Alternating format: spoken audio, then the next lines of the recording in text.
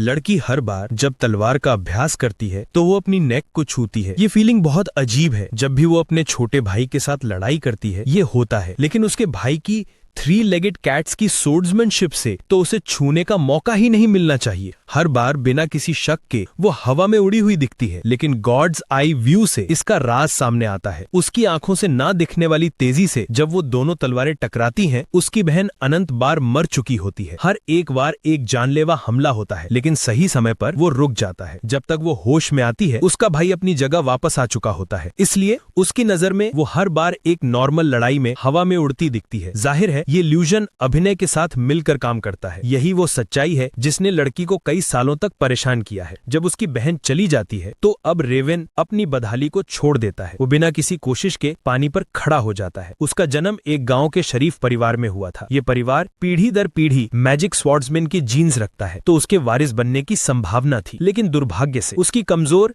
Talent के कारण ये स्थान उसकी हाफ सिस्टर को मिल गया। उसकी बहन की बेहतर प्रतिभा परिवार का गौरव थी। उसकी बहन के तेज के नीचे वो एक साधारण व्यक्ति की तरह लगता था, लेकिन ये सिर्फ सतह पर था। रात में रेवेन सुबह से बिल्कुल अलग हो जाता है। जब कोई उसे नहीं देख रहा होता तब वो अपना भेष उतारता है। चोरों को आसानी से मारने के बाद रेवेन तुरंत खजाना लूटने लगता है। तब उसे एक पिंजरे में एक मॉन्स्टर दिखता है जिसमें उसे दिलचस्पी होती है। या मास्टर ना तो इंसान है और ना ही मॉन्स्टर, लेकिन फिर भी वो एक जीव है और उसके अंदर की जादुई शक्ति भी आम नहीं है। रेवेन ने उसे एक्सपेरिमेंट के लिए ले जाने का फैसला किया। ऐसे चीजें आमतौर पर नहीं मिलती, लेकिन एक महीने बाद दानव में एक अजीब बदलाव आया। वो एक लड़की में तब्दील हो गई। अब उस लड़की का नाम एल्फा है और वो शैडो गार्डन नाम के एक ऑर्गेनाइजेशन की सेकंड इन कमांड बन गई। इसी तरह रेवेन ने अपना संगठन बनाना शुरू कर दिया। ऊपर से वो एक साधारण व्यक्ति लगता था, लेकिन पर्दे के पीछे उसकी शक्तियां लगातार बढ़ रही थीं। जल्दी उसकी बहन क्लेयर 15 साल की हो गई। इस उम्र में शरीफ लोगों को जादुई तलवारबाज की एकेडमी में पढ़ने जाना होता है, लेकिन जिस दिन वो रवाना होने वाली थी उसकी बहन अचानक रेवेन की बहन गायब हो गई। वो किडनैपर जाहिर तौर पर एक माहिर था। क्लेयर परिवार की सबसे बेहतरीन तलवारबाज थी, फिर भी उसे एक रात में बिना किसी आवाज के किडनैप कर लिया गया। जब घर में अफरा तफरी थी, रेवेन शांत रहा। ये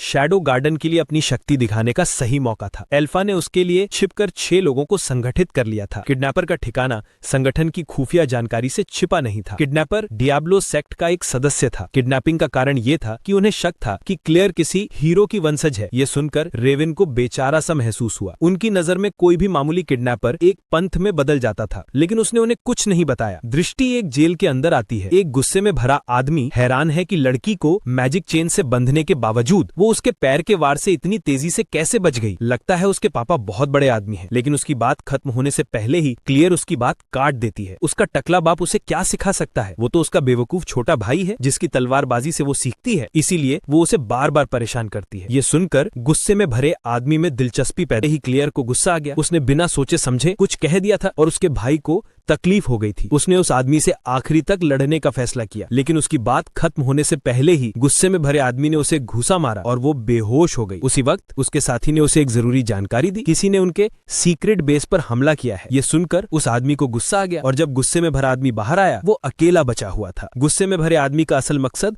भागना था। उसी तरफ दूसरी तरफ रास्ता भूला हुआ रेवेन अचानक एक दीवार खुलते हुए देखता है। थोड़ी देर में एक चमकता हुआ आदमी बाहर निकलता है। जब उसने देखा कि उसके रास्ते में सिर्फ एक इंसान खड़ा है, उसने उसे मारने का इरादा किया, लेकिन रेवेन ने उसकी तलवार की नोक से उसे रोक दिया। ये सटीक क्रिया देखकर वो गुस्से में भरा आदमी हैरान हो गया। उसने सोचा कि ये सिर्फ एक इत्तेफाक था, लेकिन उसके बाद चाहे उसने कैसे भी हमला किया, रेवेन हर बार बच गया। यहाँ तक कि उसने सिर्फ अपने हाथ से उसकी तलवार को रोक दिया। फिर एक ना दिखने वाली तेजी से उसे कई बार मारा गया। उसने इतनी हेल्पलेसनेस को बहुत समय से महसूस नहीं किया था। अगर सच में तुरंत एक बोतल में रखी हुई दवा पी ली, अचानक एक बहुत शक्तिशाली जादुई शक्ति उसके शरीर में उठने लगी, लेकिन नतीजा फिर भी वही था। दूसरा इंसान बिना सुने भी हमले से बच सकता था। रेवेन ने बस हल्के से अपना हाथ उठाया। हमले को तोड़ते हुए उसने एक विशाल जादुई शक्ति छोड़ दी। फिर उसने एक ही बार में गुस्से में भरे आदमी को मार डाला। ये जादुई शक्ति उसके लेवल की नहीं थी। किडनैपर इसी तरह मारा गया। बचने के बाद क्लेयर शुरू में काफी गुस्से में थी, लेकिन अगले दिन वो पहली की तरह शांत हो गई। लेकिन उसे नहीं पता था कि उसे किसने बचाया था। सब कुछ ऐसा था जैसे कुछ हुआ ही ना हो। सबके उत्साह में वो कैपिटल की ओर रवाना हो गई। 3 लोगों ने शर्त लगाई कि जो भी एग्जाम में आखिरी आएगा वो स्कूल की सबसे सबसे खूबसूरत लड़की से आई लव यू बोलेगा। रेवन बदकिस्मती से जीत गया, लेकिन उसने जानबूझकर हारने का इरादा नहीं किया था। वो लड़की स्कूल में बहुत मशहूर थी। हर दिन उसे अजीब अजीब लोगों से कई आई लव यू मिलते थे, लेकिन हर बार उन्हें बिना किसी इज्जत के ठुकरा दिया जाता था। उसे बस उस लड़की के मना करने का इंतजार करना था। उसका दोस्त पहले से ही दंग रह गया था। स्कूल की सबसे खूबसूरत लड़की ने हाँ कर दी। उस दिन के बाद रेवन हमेशा जानलेवा नजरें महसूस करता था। वो लड़की सुंदर होने के साथ साथ एक राजकुमारी भी थी। उसका दोस्त अब सबसे ज्यादा पछताता था। उसने सोचा कि अगर उसे पता होता तो उन दोनों ने आई लव यू बोला होता। रेवन को यह सब समझ में नहीं आ रहा था। उसकी नजर में ध्यान में आना एक बोझ था। जब उसके दोस्त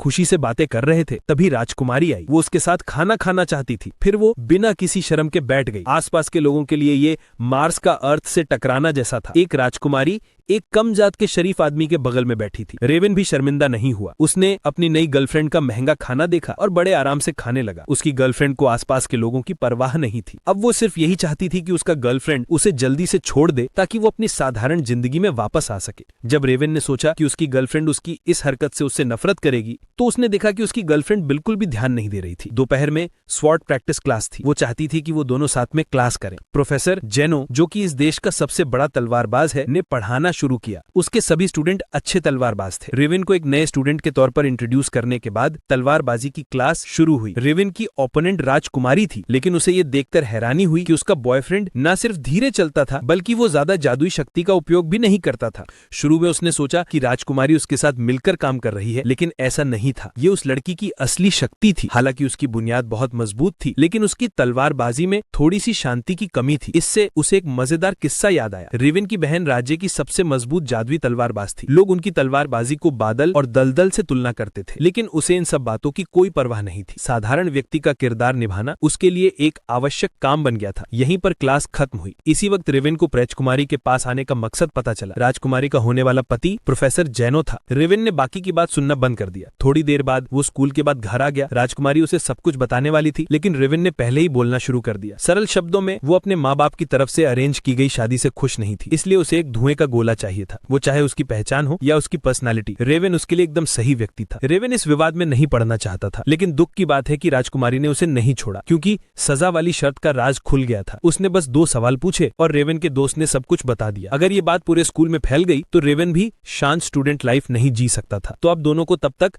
फेक कपल बनकर रहना पड़ेगा जब तक उसका होने वाला पति हार नहीं मान लेता। रेवन की नाखुश शक्ल देखकर राजकुमारी ने अपना सबसे बड़ा हथियार बाहर निकाला। पैसा कुछ भी करा सकता है। बुराई का स्रोत इस तरह से रेवन के सामने से गुजर गया। रेवन ने कहा, क्या मैं तुम्हें एक अमीर आदमी लगता हूँ? हाँ, लगते हो। रेवन ने कहा, बिल्कुल सही। रेवन के दिमाग में इस तरह का बदलाव का एक कारण था। जब से उसकी छात्रा 2 साल पहले चली गई थी, उसके पास शैडो स्ट्रॉन्गमैन के लिए काम करने के लिए पैसा नहीं था। उसने कहा कि वो डियाब्लो सेक्ट से लड़ने के लिए गई थी, लेकिन उसे पता था कि लड़कियां बड़ी हो गई थीं और उन्हें शायद लगा था कि वो बेकाबू हो गया है। पर्दे के पीछे अपने संगठन को आगे बढ़ाने के लिए उसे बहुत पैसा चाहिए था। इस तरह रेवन ने हार मान ली। उसके बाद वो दोनों फेक कपल की तरह काम करने लगे। रेवन को अक्सर जलन भरी नजरें महसूस होती थी। ऊपर से वो बहुत प्यार करते थे, लेकिन असल में उन दोनों के दिमाग में कुछ और ही चल रहा था। कुछ दिन बीत गए। एक दिन राजकुमारी ने रेवन की तलवारबाजी के बारे में बात की। बुनियाद अच्छी है, लेकिन बस इतना ही। उसे ऐसी तलवारबाजी पसंद नहीं थी। हालांकि उसकी बात पकड़ी गई, लेकिन कई दिनों के साथ ने राजकुमारी की एक बाहरी व्यक्ति की तरह देखना बंद कर दिया। वो हमेशा अपनी बहन से आगे निकलना चाहती थी, लेकिन चाहे उसने कितनी भी कोशिश की, सब बेकार था और लोगों ने उसकी तलवारबाजी को साधारण आदमी की तलवारबाजी का नाम दिया। लेकिन जब उसने पिछली बार तलवारबाजी कॉम्पिटिशन में हार मान ली थी, तो उसकी बहन ने उसे बताया कि उसे उसकी तलवारबाजी पसंद है। उस समय उसके लिए ये एक मजाक जैसा था। उस दिन के बाद से उसे तलवारबाजी पसंद नहीं थी। आखिर में राजकुमारी उदास होकर चली गई। वही समय लोग पूछ रहे थे कि उसकी और राजकुमारी के बीच क्या चल रहा है, लेकिन तभी 3 लोगों ने उन्हें घेर लिया। उनका लीडर जेनो था। उसने सोचा कि वो आखिर में जांच पड़ताल करने आया है, लेकिन उसने नहीं सोचा था कि राजकुमारी गायब हो गई है। जब से वो रेवन से अलग हुई थी, वो वापस अपने डॉम में नहीं आई थी। नाइट ऑर्डर ने इसकी जांच एक किडनैपिंग केस की तरह शुरू की। उन्हें रेवन को जांच के लिए ले जाना पड़ा। ये सुनते ही आसपास के लोग शांत हो गए। इस माहौल को देखकर रेवन ने हार मान ली। ध्यान में आना उसकी पर्सनैलिटी नहीं थी। उसे राजकुमारी को किडनैप करने का इल्जाम लगाया गया था, लेकिन उसने वापस से नहीं लड़ा। इसे और भी असली बनाने के लिए उसने एक डरपोक इंसान होने का दिखावा किया। उसने लगातार माफी मांगी, जिससे नाइट ऑर्डर भी बोर हो गया। उन्होंने रिपोर्ट राजकुमारी की बहन को दी, जो कि राज्य की सबसे मजबूत जादुई तलवारबाज भी थी। उन्होंने रेवन से 7 दिन और 7 रातें पूछा, लेकिन उन्हें राजकुमारी के बारे में कोई जानकारी नहीं मिली। आखिरी इंसान जिससे वो मिली थी वो रेवन था, लेकिन उसका बोचारा व्यवहार साफ तौर पर यह बताता था कि वो असली मुजरिम नहीं था। जांच पड़ताल के बाद उसने रेवन को आराम करने दिया और उन्होंने उसकी छिपकर जासूसी करने के लिए कुछ लोगों को भेजा। रेवन सफलतापूर्वक चला गया। हालांकि वो बहुत दुखी दिख रहा था, लेकिन उसने पिछले कुछ दिनों की एक्टिंग का आनंद उठाया। जब तक वो एक शक्ल से नहीं टकराया, उसका व्यवहार एक पल के लिए बदला, लेकिन ये सिर्फ एक पल के लिए था। घर वापस आने के बाद एक सुनहरे बालों वाली लड़की उसके सामने आई। वही जिसे वो अभी मिला था उसकी साथी अल्फा थी। उसने उसे एक मैसेज भेजा था, इसलिए वो वापस आई थी। डायबोलोस सेक्ट से लड़ने के लिए शक्ति पाने के लिए 2 सालों से अल्फा संगठन को आगे बढ़ा रही थी, लेकिन अभी भी रेवन को सेक्ट की परवाह नहीं थी। लड़कियां अभी भी उनकी बनाई हुई कहानी में खिल रही थी, लेकिन उसने उन्हें कुछ नहीं बताया। धीरे धीरे दोनों ने असली मुद्दे पर बात की। अल्फा को राजकुमारी को किडनैप करने वाला पता चल गया था। वही उनके पुराने दुश्मन डायबोलोस सेक्ट थे। उनका मकसद बेहतर हीरोज ब्लड था, क्योंकि उन्हें लगातार खून की जरूरत थी, इसलिए राजकुमारी अभी भी जिंदा थी। ये सुनकर अल्फा थोड़ा जलने लगी। जब उसने अपनी साथी से रिपोर्ट सुनी, तब उसे पता चला कि राजकुमारी स्कूल में रेवन की गर्लफ्रेंड थी। एक सिंपल एक्सप्लेनेशन से अल्फा ने कैलन की सांस ली। दूसरी तरफ राजकुमारी अभी बेहोश थी। उसे हर दिन एक पागल आदमी ने सुई लगाई। इसका कारण ये था कि उसका खून डीमन किंग को वापस ला सकता था, लेकिन अभी भी रिसर्च चल रही थी, इसलिए उसे लगातार खून देना पड़ता था ताकि डीमन किंग को वापस लाने वाली दवा बनाई जा सके। एक आदमी जो दानव नहीं था, वो एक सफेद चूहे की तरह उनका शिकार बन गया। दोनों पास पास थे, लेकिन उन्होंने कभी आपस में बात नहीं की। रात हो गई। रेवन इस पल का बहुत समय से इंतजार कर रहा था। 9 लाख की शराब, 4,50,000 का ग्लास और एक वर्ल्ड फेमस पेंटिंग जो उसे एक्सीडेंटली मिली थी। ये सब उसने पिछले कुछ समय में जमा किया था। चाहे वो रात में चोरों का शिकार करना हो या दिन में जमीन पर झुककर सोना, सब कुछ उसके शैडो स्ट्रॉन्गमैन के रोल के लिए था। दूसरे शब्दों में, वो सब कुछ कूल दिखने के लिए था। जल्दी ही रात हो गई। अब शैडो गार्डन के लिए काम शुरू करने का समय था। वो सफेद बालों वाली लड़की रेवन को बताने आई थी, लेकिन जैसे ही उसने दरवाजा खोला, वो शॉक हो गई। समय आ गया है। आज रात ये छाया की दुनिया है। बोलने के बाद उसने एक सिप लिया। सफेद बालों वाली लड़की भी उसके असर में आ गई। बिना चांदनी वाली रात उनके लिए सही समय था। फिलहाल उनके सारे लोग तैयार थे। कुल 114 लोग। 114 लोग, माफ कीजिए, अभी सिर्फ मैं ही उपलब्ध हूँ। उसने लगभग अपनी संवेदना खो दी थी। हैरानी छुपे हुए माहिर के लिए अच्छा नहीं था। खुशकिस्मती से सफेद बालों वाली लड़की ने इस पर ध्यान नहीं दिया। उसने पूरी प्लान बता दी। एक ही समय पर सेक्ट के 8 ठिकानों पर हमला करना और राजकुमारी के जादुई निशान ढूंढना। डेल्टा के हमले के सिग्नल से शुरू करना। जब उसने ये कहा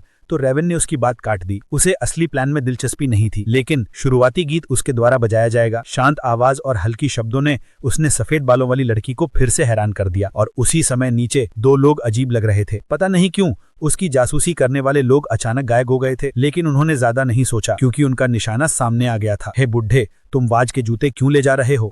उस पर जादुई निशान है। उसके खून की स्मेल से रेवन सब कुछ समझ गया। राजकुमारी का किडनैप असल में नाइट ऑर्डर ने किया था। वो उसे बलिदान देना चाहते थे। उन दोनों का भी यही सोचना था। रेवन के व्यवहार से उन्हें लगा कि वो आसानी से हार मान लेगा, लेकिन उनका ये ख्याल जल्दी ही बदल गया। पीछे से आई आवाज ने दोनों को चिंतित कर दिया। जमीन पर उनकी जासूसी करने वाले लोग मरे पड़े थे, लेकिन उनके पास रोने का समय नहीं था। एक आदमी का सर पहले ही धरती पर गिर चुका था। दूसरे आदमी को घृणा हो गई। उसने पीछे मुड़कर देखा तो रेवन को एक ठंडी मुस्कान के साथ देखा। बिना किसी वार्निंग के उसकी एक भां काट दी गई। मुझे लगा तुम ऐसा करोगे। फिक्र मत करो, रात होने वाली है। खेल खत्म हो गया है। जब दोनों मरे तो सफेद बालों वाली लड़की जल्दी से रेवन के व्यवहार को लिख रही थी। इस कूल दिखने वाले तरीके को उसे सीखना चाहिए। और उसी समय दूर से एक जोरदार आवाज आई। डेल्टा ने अपना काम शुरू कर दिया था। सेक्ट के ठिकाने एक एक करके बर्बाद हो रहे थे। अल्फा उन्हें ऊपर से देख रही थी। सब कुछ प्लान के मुताबिक चल रहा था। ये बड़ी आवाज जेल तक भी पहुंची। एक आदमी जिसके पास चश्मा था वो डर से घबरा गया। हालांकि वो दवा अभी भी रिसर्च के स्टेज में थी, लेकिन अब कोई रास्ता नहीं था। एक बड़ी सुई उस फेल एक्सपेरिमेंट में डाली गई। नतीजा बहुत अच्छा था। उस आदमी को एक बहुत शक्तिशाली जादुई शक्ति महसूस हुई, लेकिन उसकी खुशी कुछ ही सेकंड्स की थी, क्योंकि वो उसके बाद ही टेलीपोर्ट हो गया। दानव को पागल होते देखकर राजकुमारी के पास भागने की शक्ति नहीं थी, लेकिन अजीब बात ये थी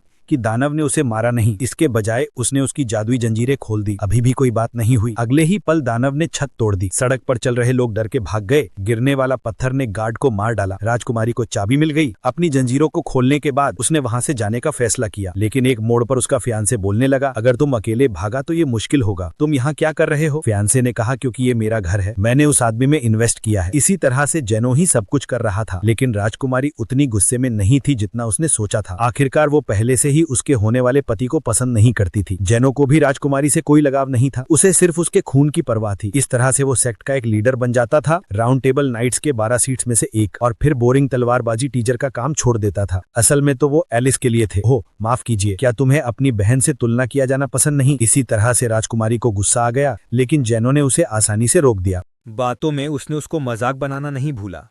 ये सिर्फ साधारण आदमी की तलवारबाजी है। ये सुनते ही राजकुमारी गुस्से से लाल हो गई। उसका हमला सफलतापूर्वक जिनों की स्किन पर एक निशान बना गया। जिनों ने नहीं सोचा था कि राजकुमारी के पास अभी भी एक और शक्ति है, लेकिन यह बस इतना ही था। उसने उससे राउंड टेबल के 12 सीट्स में से एक की तलवारबाजी दिखाई। राजकुमारी ने उस पर विश्वास नहीं किया, लेकिन जब उसकी तलवार की चमक दिखाई दी, अगले ही पल उसकी गर्दन पर एक तलवार रखी थी और उसकी तलवार भी फेंक दी गई थी। जिन्होंने उसे एक घूंसा मारा। राजकुमारी को मारना अच्छा नहीं होगा, उसे अभी भी खून बनाने के लिए उसकी जरूरत थी। उसी समय थोड़ी दूर अंधेरे में पैरों की आवाज आई।